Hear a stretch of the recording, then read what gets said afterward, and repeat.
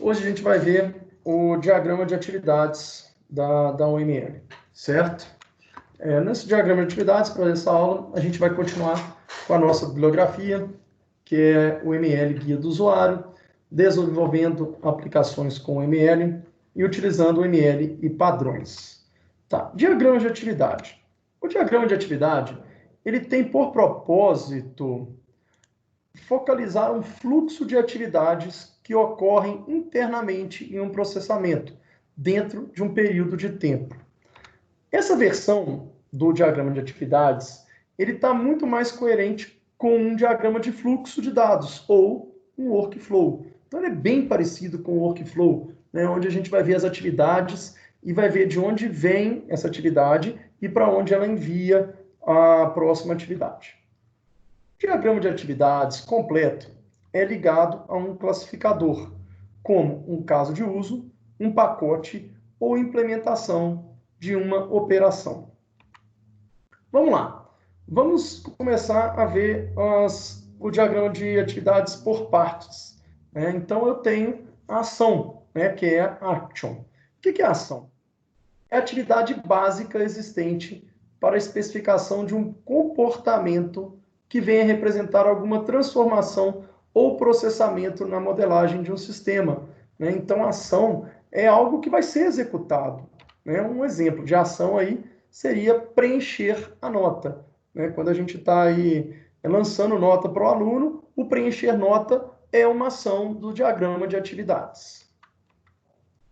O fluxo de controle, o control flow, ele mostra o fluxo que conecta as ações e atividades, ou seja, ele vai mostrar a sequência de execução. Representa a conclusão de uma atividade e inicialização da outra. Então, olha só, eu tenho aqui uma atividade corrigir provas, meu fluxo de controle, que é essa seta que liga essa atividade na próxima. Então, a partir do momento que eu tenho esse fluxo de controle, eu estou falando que essa atividade acabou e que está começando uma nova atividade que vai ser preencher notas. O diagrama de atividades, ele também tem o nó inicial. O meu nó inicial, ele vai indicar que inicia um fluxo quando uma sequência de atividades é invocada. Então, o que acontece? Quando começa aquela sequência de atividades, é dali que começa essa sequência. Então, esse nó inicial vai demonstrar isso. Tá? Ele é similar ao estado inicial do diagrama de máquina de estado. Então, o que é? É um círculo todo preenchido com o meu fluxo de controle saindo dele para a próxima atividade. Tem também a atividade final. A atividade final, obviamente, vai indicar que o nó para todos os fluxos de uma atividade. Ele vai parar, esse para aqui de parar. Então, esse nó, ele parou, finalizou, acabou todos os fluxos nessa atividade. Ele também é similar ao estado final do diagrama de máquinas de estado, onde eu tenho o controle de fluxo chegando nele, tem uma bolinha preenchida com um círculo em volta dessa bolinha. Eu tenho aqui o fluxo final, tá? É diferente do final da atividade final. A atividade final termina todos os fluxos. Porém, o fluxo final, o que ele vai fazer? Ele indica o nó final que vai terminar um fluxo. Tá? Então, a gente vai ver isso daqui a pouquinho. Eu tenho o final da minha atividade, que é a atividade final, que termina tudo, e tenho o meu fluxo final, onde eu posso ter uma bifurcação e, naquele momento, aquele fluxo termina ali. Tá? Ele é utilizado para finalizar algum fluxo, mas não todos os fluxos. Então, o diagrama de atividade, ele vai ter alguns fluxos finais e tem uma atividade final, que é o melhor caso, que chega ali e terminou. Ok? A gente vai ver isso aí. Como que ele é representado? Eu tenho o meu fluxo de controle e eu tenho aqui um círculo com um X no meio. No meu diagrama de atividades, eu também tenho o meu nó de decisão. O meu nó de decisão ele vai permitir que, a partir de uma condição de guarda, o que é uma condição de guarda? Uma condição, ele seja escolhido entre mais de um fluxo de saída. Tá? Então, olha só. O que acontece? Eu tenho uma condição de guarda e eu escolho um dos fluxos. Ele é utilizado para simular a construção do if-else. certo? Então, o meu nó de decisão, ele é um if-else. Uma decisão faz a separação de um fluxo de entrada de outros fluxos disjuntos, né? Então, olha só, o nó de decisão, cada um desses fluxos deve possuir uma condição de guarda que será avaliada. A partir da avaliação da condição de guarda, pelo menos um fluxo deve ser disparado, ou o modelo vai estar mal formado, né? Então, olha só, eu chego com o fluxo aqui, eu tenho o quê? Uma decisão. Na decisão, um desses 3 fluxos aqui tem que sair, tá? Tem que sair um deles. Se não sair, tem alguma coisa errada, tá? Ele está mal formado. Eu tenho que reformular essas condições para que saia um deles. Mesma coisa do if-else, né? Quando eu ponho if-else e if-else, o que vai acontecer? Se eu tiver em algum momento alguma condição que não vai executar nada, tá errado, tá certo? Então ele tem que executar alguma dessas condições, neste caso aqui do nó de decisão. Tenho aqui o nó de intercalação, tá? Ele é a mesma representação gráfica da decisão e é utilizada para marcar o fim de fluxos disparados por uma decisão. Então, o que acontece? Eu tenho aqui o fluxo de decisão, eu disparo 3 fluxos. Aí eu tenho o meu fluxo de intercalação, que é onde ele recebe esses 3, une, né? Obviamente que vai executar somente um dos 3, une e sai com outro fluxo aqui. Então, olha só, esse aqui é um exemplo de um nó de decisão e de intercalação em uma parte de um diagrama de atividades. Eu tenho aqui uma atividade calcular custo total, tenho aqui uma decisão, nessa decisão eu tenho uma condição de guarda. Se o custo for menor do que 2.500, o que ele faz? Ele vem para cá.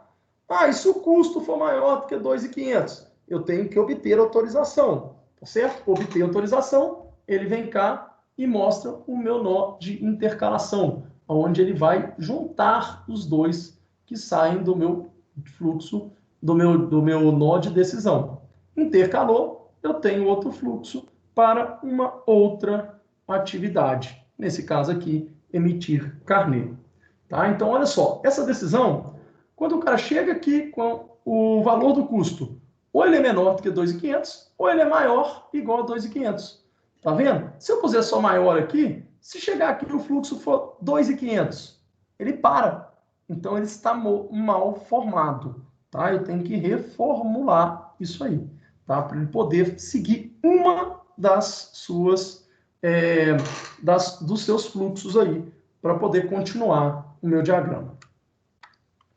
Tem também o nó de bifurcação, tá?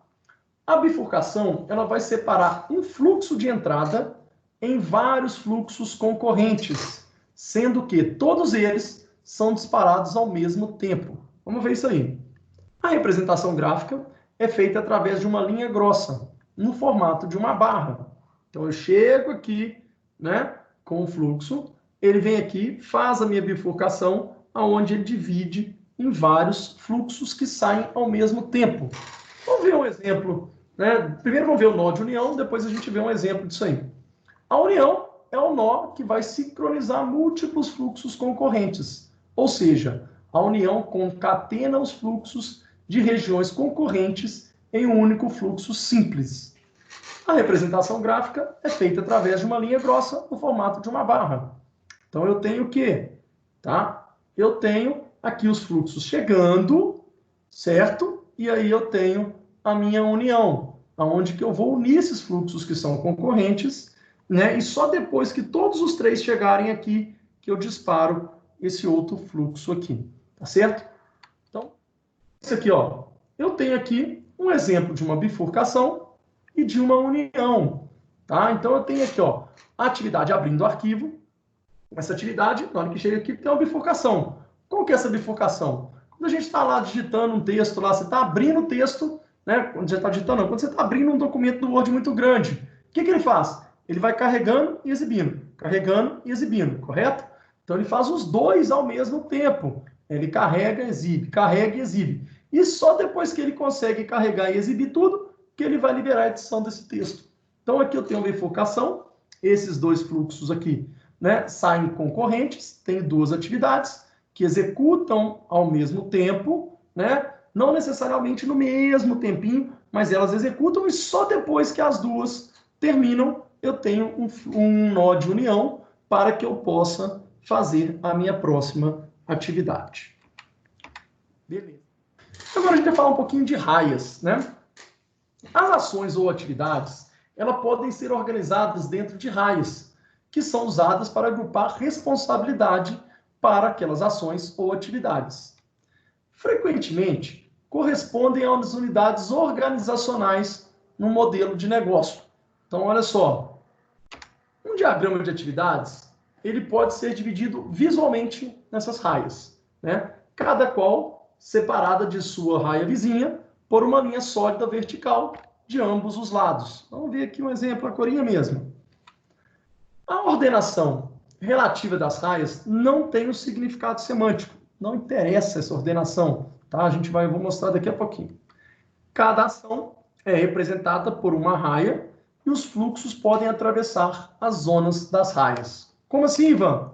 Olha aqui, ó. Eu tenho aqui, né, o exemplo de uma parte de um objeto, de um diagrama de atividades, onde eu tenho as raias. Então, elas são divididas por linhas, certo? E aqui, em cima, eu tenho de quem que é a responsabilidade de executar essa atividade.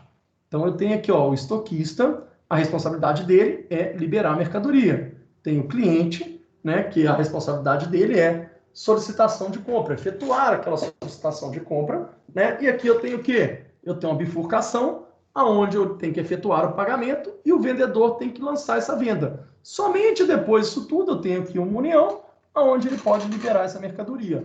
Então, a interessante para a gente ver aqui são essas raias. Aqui eu tenho a raia do estoquista, que mostra que ele que é responsável por liberar a mercadoria.